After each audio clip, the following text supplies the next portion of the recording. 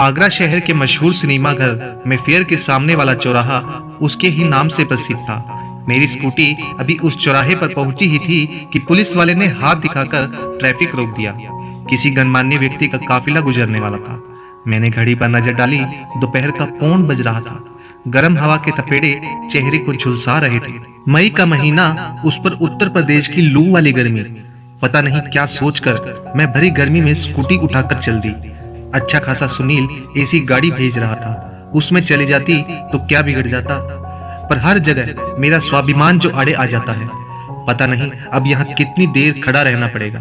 हर गुजरते पल के साथ मेरी बेचैनी बढ़ रही थी। इस बेचैनी का कारण गर्मी थी या चौराहे पर खड़े होकर इंतजार करना, या फिर घर से निकलते समय अनुराग का फोन। अनुराग मेरा पड़ोसी और मेरा सबसे अच्छा दोस्त था। आज पता नहीं फोन पर कुछ अजीब सी बातें कर रहा था। पुरानी बातें दिल से निकलकर दिमाग पर दस्तक देने लगी थी। उस समय मेरी उम्र करीब 5 साल थी। एक दिन मैं स्कूल से लौटी तो पापा मम्मी अपने कमरे में उदास बैठे थे। मैंने पहले कभी उन्हें ऐसे देखा नहीं था। पापा उठकर कमरे के बाहर चले गए। मैं रोज की तरह माँ को अपने दिन भर की कहानियां सुनाने लगी। माँ एकदम शांत भाव से मेरी बातें सुनती रही। अचानक उसने मुझे गले से लगा लिया और फफक फफक कर रो पड़ी। मैंने घबराकर पूछा, माँ रो क्यों रही हो? तुम ही तो कहती हो कि अच्छे बच्चे रोते नहीं। तभी पापा कमरे में दाखिल हुए। उन्होंने मुझे आया के साथ बाहर कमरे में भेज दिया। थोड़ी देर बाद माँ पापा मुस्कुराते हुए बाहर आए और ऐसा लगा जैसे सब कुछ सामान्य हो गया हो। सच तो यह था कि कुछ भी सामान्य नहीं था। पापा माँ को लेकर अस्पताल जाने लगे और मैं स्कूल से आकर पड़ोस वाली आंटी के घर। आंटी का व्यवहार मेरे साथ बहुत ही सख्त और रूखा था। वह ना तो मुझसे कोई बात करती और ना ही कुछ खाने को देती। 3-4 दिन बाद उन्होंने ही पापा से कह दिया, आप अपना कुछ और इंतजाम कर ले। मुझे बच्चे की वजह से बहुत बंधन हो जाता है। पापा ने मेरे स्कूल की छुट्टी करा दी और अपने साथ अस्पताल ले जाने लगे। जल्द ही माँ अस्पताल में ही रहने लगी। पापा दिन भर भाग भाग कर कभी डॉक्टर को बुलाते, कभी दवाई लेने जाते और कभी मेरे खाने पीने का इंतजाम करते। उनकी भूख तो जैसे खत्म ही हो गई थी। उनके चेहरे पर एक बेबसी दिखाई पड़ती, जैसे वह चाह कर भी कुछ कर ना पा रहे हों। मैं अपनी किताबों के बीच से आंखें उठाकर चुपचाप कभी माँ को और कभी पापा को देखती रहती। जब कभी मेरी और माँ की नजरें मिलती तो वह एक फीकी सी मुस्कान से मुस्कुरा देती। एक दिन वह मुस्कान हमेशा के लिए बंद हो गई। उस समय मैं यह समझ भी नहीं पाई कि मैंने क्या खो दिया है। धीरे धीरे मुझे इसका एहसास होने लगा। पापा बिल्कुल बदल गए थे। उनकी मुस्कुराहट माँ के साथ ही चली गई थी। घर का पूरा वातावरण ही बदल गया था। पापा ने वह शहर छोड़ने का फैसला किया। जल्द ही हम तबादले पर आगरा आ गए। शहर छोड़ने से यादें नहीं छूटती। आगरा आकर भी पापा में कोई परिवर्तन नहीं आया। उन्होंने अपनी जिंदगी को दफ्तर और घर के बीच कैद कर लिया। यहाँ हमारे घर के पड़ोस में गोयल आंटी और उनका बड़ा सा परिवार रहता था। बड़ा इसलिए क्योंकि हम तो सिर्फ 2 थे और उनके यहाँ दादा दादी, अंकल आंटी और अनुराग रहते थे। अनुराग मेरी ही उम्र का था। मेरा दाखिला भी अनुराग के स्कूल में ही हो गया था।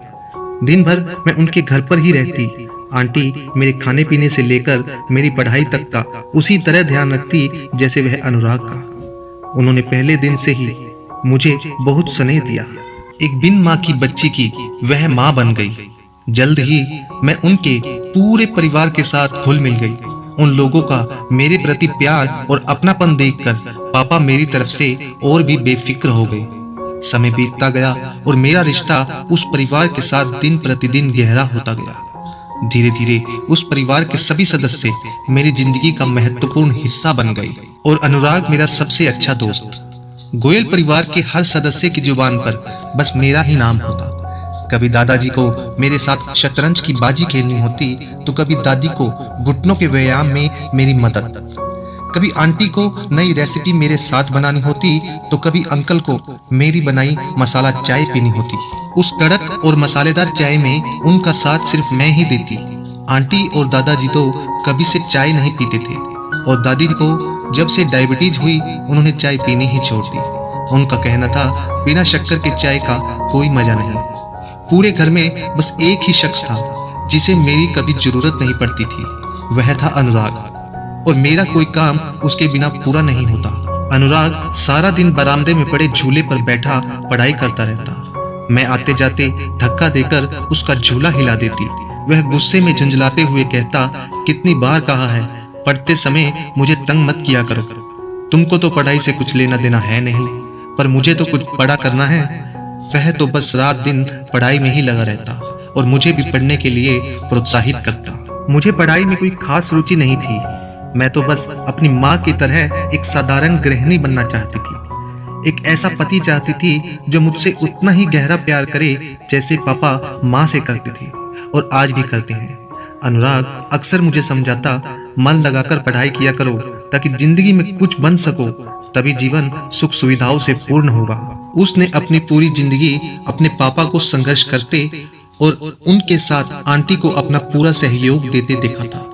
उसकी बातों के जवाब में मैं हंसते हुए कहती, इतनी मेहनत करने से अच्छा है कि मैं किसी बड़े सरकारी अफसर से शादी कर लूंगी और ऐश की जिंदगी काटूंगी। मैं उसकी बातों को बिना कोई महत्व दिए इधर उधर हो लेती और वह अपनी पढ़ाई में मग्न हो जाता। एक दिन पापा ने दफ्तर से लौट कर बताया, कल शाम को मेरे बचपन का साथी अपनी पत्नी और बेटे के साथ आएगा। उनका बेटा IAS अफसर है। वह लोग अपने बेटे के लिए तुम्हारा रिश्ता चाहते हैं। मुझे भी यह प्रस्ताव पसंद है। तुम दोनों आपस में मिल लो। अगर तुम्हारी सहमति बनती है तो हम अभी सगाई और जाड़ों में शादी कर देंगे। इस प्रस्ताव पर खुले मन से विचार करना। मेरी तरफ से कोई दबाव नहीं है। कोई भी हिचक हो तो निसंकोच कहना। तुम्हारी खुशी मेरे लिए बहुत महत्वपूर्ण है।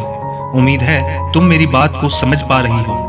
तुम्हारी माँ होती तो बेहतर समझा पाती। मैं पापा के गले लगकर बोली, आप किसी भी तरह की चिंता ना करें।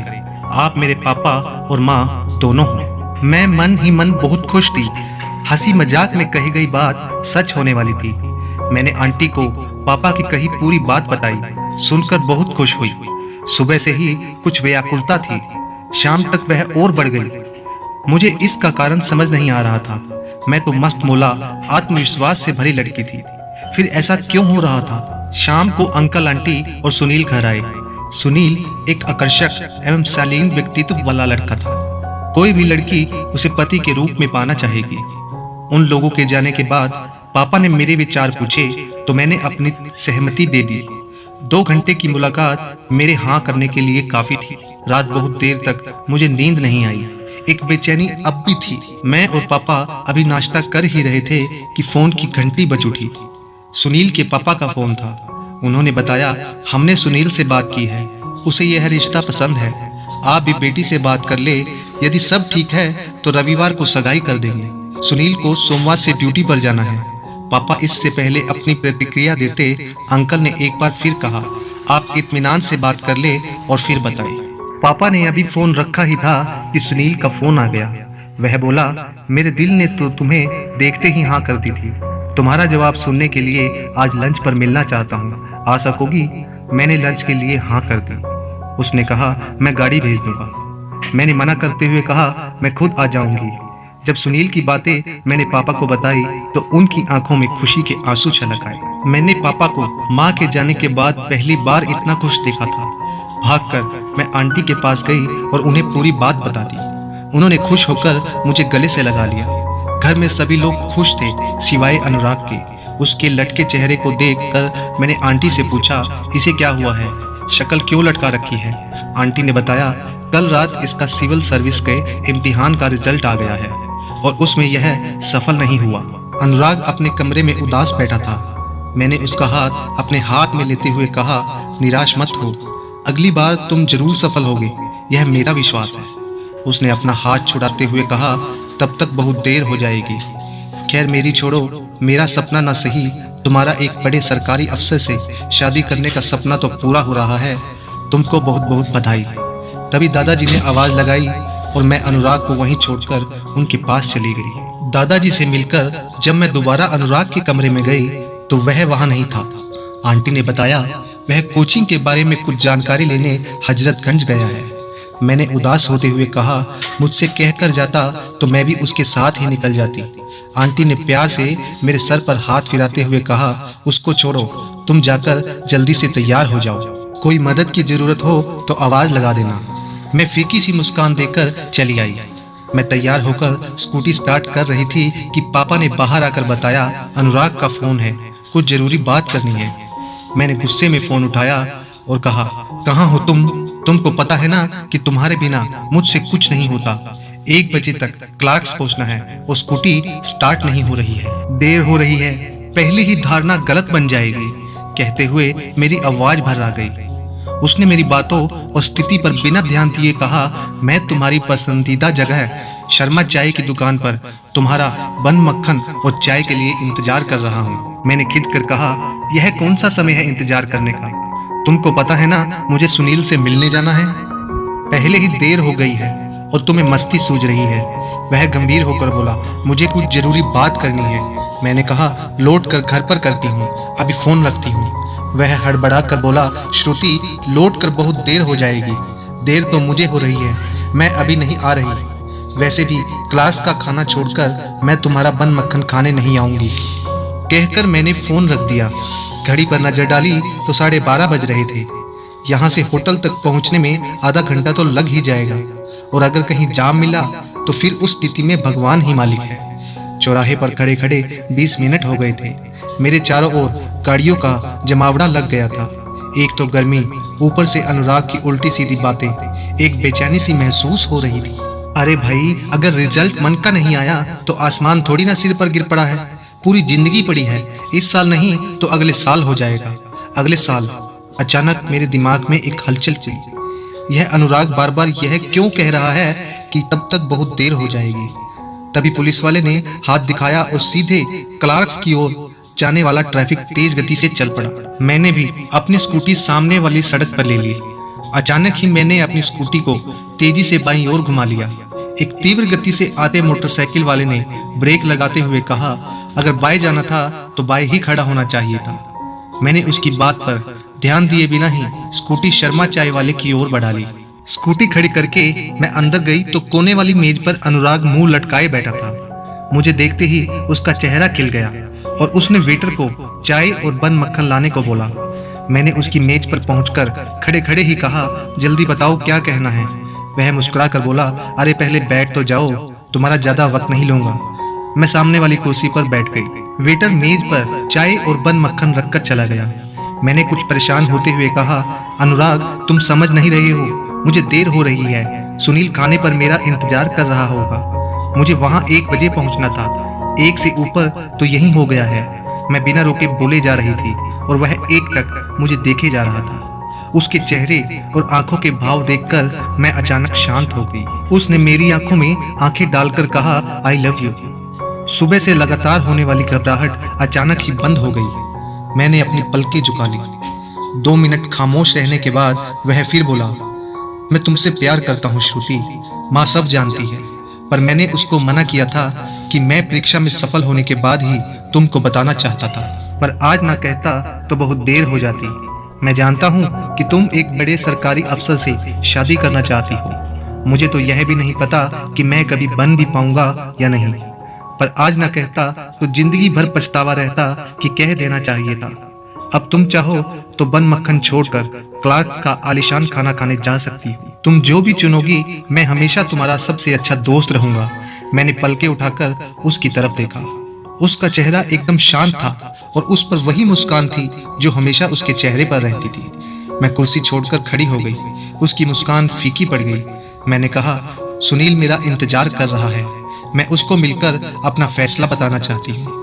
मैंने धीरे से प्लेट पर रखा बन मक्खन उठाकर मुंह में रख लिया और बिना कुछ कहे बाहर की ओर चल दी। दरवाजे पर पहुंचकर मैंने पलट कर देखा, वह खुशी से उछल रहा था। सुनील से मिलकर मैंने उसको अपना फैसला बता दिया। सुनील एक समझदार व्यक्ति था। उसने मेरी भावनाएं समझते हुए मेरे निर्णय का पूरा सम्मान किया। घर आकर मैंने आंटी को गले लगाते हुए कहा, मैंने सुनील को मना कर दिया। उन्होंने आश्चर्य से कहा, क्यों? मैंने शरारत भरी मुस्कान के साथ कहा, क्योंकि मुझे आपको आंटी नहीं माँ कहना है। उन्होंने अनुराग की ओर देखा और उसने मुस्कुराकर पलकें झपका दी। पापा से मुझे कुछ भी कहना नहीं पड़ा। उन्हें सब कुछ सुनील ने ही समझा दिया था। 2 दिन बाद इस शर्त के साथ हमारी सगाई कर दी गई कि अगले साल की परीक्षा के बाद रिजल्ट चाहे जो भी आए, शादी कर दी जाएगी। अनुराग सिविल सर्विस के साथ बैंक ऑफिसर की परीक्षा भी देगा। सगाई से शादी तक के सफर में मेरी जिंदगी में कोई परिवर्तन नहीं आया।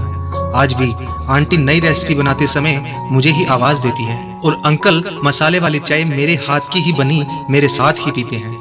आज भी मैं दादाजी के साथ शतरंज की बाजी में बेईमानी करती हूँ और हारने पर उदास हो जाती हूँ।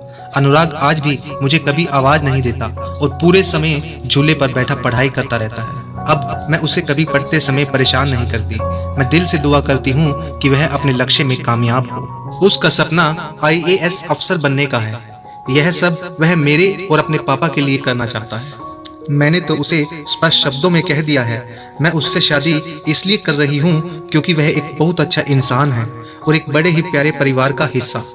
मुझे रुपया पैसा, शान शौकत, बंगला गाड़ी, नौकर चाकर, ऐशो आराम से ज्यादा उसका साथ और उसका प्यार चाहिए। बस इतनी सी है मेरी इच्छाएं। दोस्तों, अगर वीडियो पसंद आए तो वीडियो को लाइक, शेयर और सब्सक्राइब जरूर करें। धन्यवाद।